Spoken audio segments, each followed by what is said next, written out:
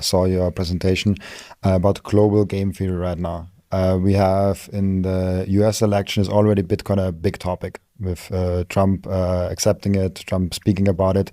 EU election, I saw the Austrian view of it, and I never heard any word of Bitcoin, crypto, or anything of that. So in the EU, it seems to be a non-topic till now, at least like not a public topic like in the American elections. How do you see right now the global game theory with like El Salvador as a small country that goes like bigger steps, America making it more a topic, and then EU, India, China.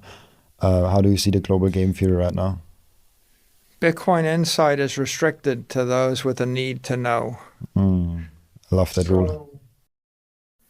When you have a need to know, when you have a crisis, if your country is in crisis, if your company is in crisis, if your family is in crisis, when the bank freezes and fails and the currency crashes and you have a business or you have a life and you're in that culture, you have a need to know, your eyes are open. Now you start to take Bitcoin seriously. Now you adopt Bitcoin. Trump has discovered Bitcoin. Trump has a need to know, right? El Salvador, their currency crashed, they had a need to know. I think people in countries like Lebanon, right, they don't have a reliable banking system. They have a need to know.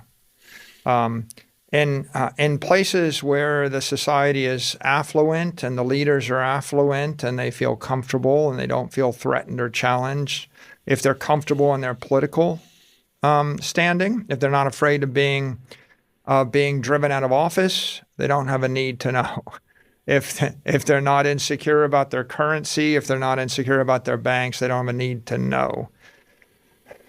Right? In those cases, they'll be the last to embrace Bitcoin or to appreciate it because they don't have a need to know. But the world's full of places where you do have a need to know. And it's not just places, but it's peoples, right? The minority out of power, right, who are disenfranchised, who are disinherited, right? They used to say about America, right? Who settled in America? It was the second sons. It was the second son settled in America. The first son inherited the family estate in Europe, and the second son wasn't going to inherit anything. And so if the second son wanted property, a future, hope, they got on a ship, they crossed the ocean at great peril to themselves because there was an entire continent where they might actually get a start and they might have a chance. The second sons had a need to know. And I think Bitcoin is a great equalizer in that regard. The wealthy, affluent, comfortable won't have a need to know. They will be blind to it. And those who are disenfranchised, who are looking for a better future, they are the hopeful ones, but they're also the seekers, the searchers, right? They're going to look, they're going to find it. They are finding it. Hundreds of millions are finding it. They'll embrace it. They'll benefit from it.